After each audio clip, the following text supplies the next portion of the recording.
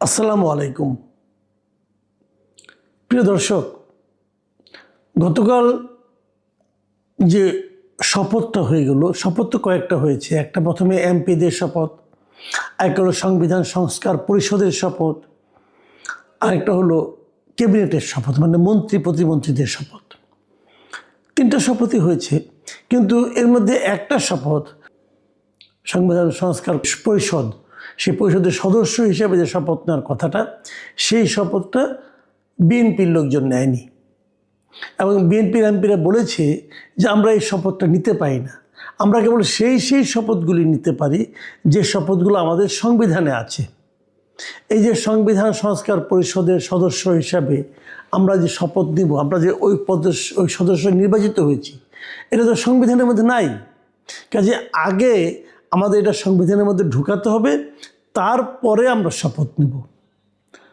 এইগুলি নিয়ে কিন্তু অনেক হয়েছে, অনেক আলোচনা হয়েছে। মানে মূল জিনিসটা হলো জুলাই সনদ এবং সেই সনদের সংস্কার, সেই সংস্কারের বাস্তবায়ন করতে যেয়ে ঐক্যমত্য কমিশন যেটা করেছিল আলী রিয়াজ সাহেবরা, ওনারা ভেবেছেন যে রাজনৈতিক নেতৃবৃন্দ হয়তো তাদের কথা রাখবে না, অতএব জোর করে আগে একটা গণভোট করে নিয়েছিল।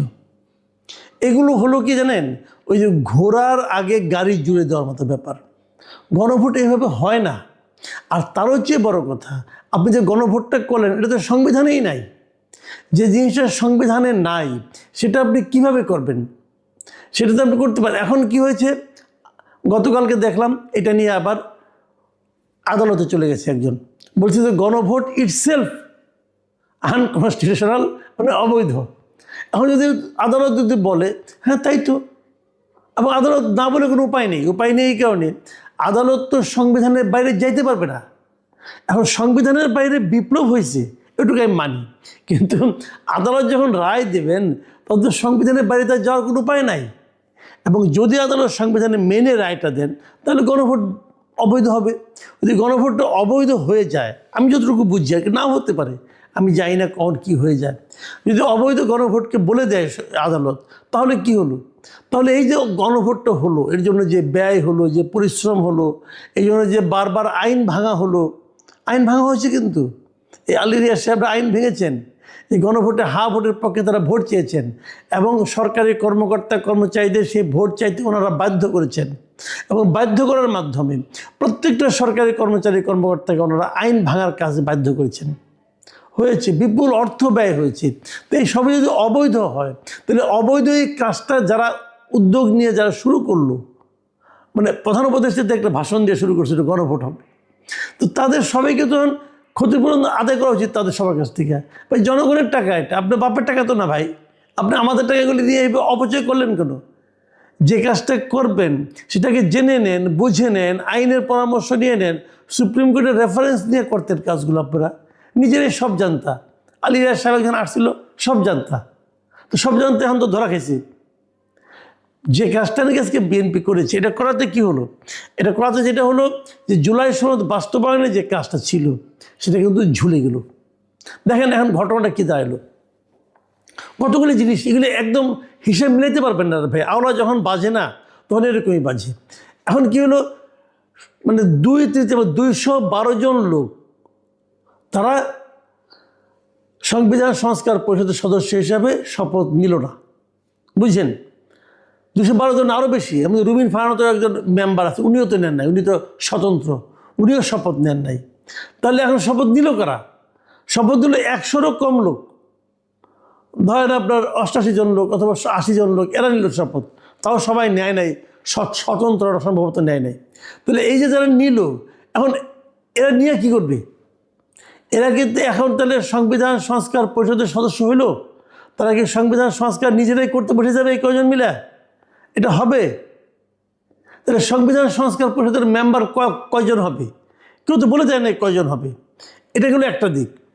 দ্বিতীয় দিকটা হলো, যে জিনিসটাকে বেআইনি বলে, অসাংবিধানিক বলে বিএনপির এমপিরা বয়কট করলো, মানে করলো না, যে এটা আমি করবো না, এটা করার কোনো উপায়ই নাই। তো সেই শপথ আবার অন্যদেরকে সিইসি পরিচালনা করলো কেমন? যে শপথটা অনৈতিক এবং অথবা অসাংবিধানিক বলে একটা মানে আপনার এমপিদের একটা বড় অংশ মানে 2/3 বেশি অংশ করলো না, বলে এটা করা যাবে না, এটা বেআইনি হবে, এটা অসাংবিধানিক হবে। তো সেই অসাংবিধানিক কাজের শপথটা সিইসি কীভাবে পড়ালেন? এই সমস্যাটার সমাধান কি কেউ করেছেন? কেউ ভেবেছেন এভাবে? কেউ ভাবেননি, অথবা ভাবলেও বলেননি।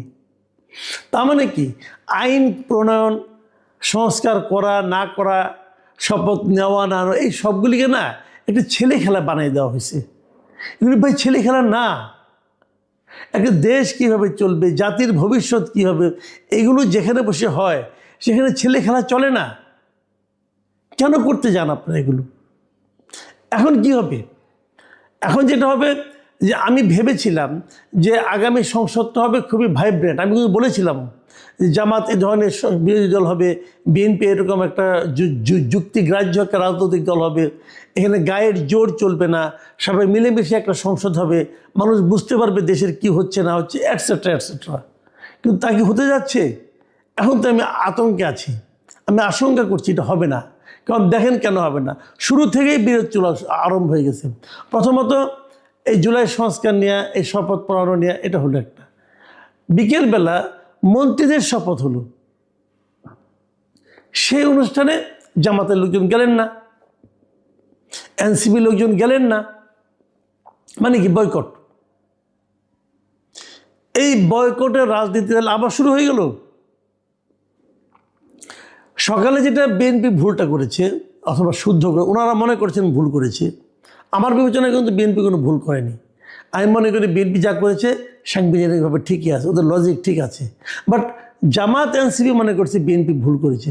ঠিক আছে, জামাত এনসিপিকে আমি বলি যে ভুল যদি হয়, ওই ভুলের কারণে আপনার পরের অনুষ্ঠানটা বয়কট করলেন কেন?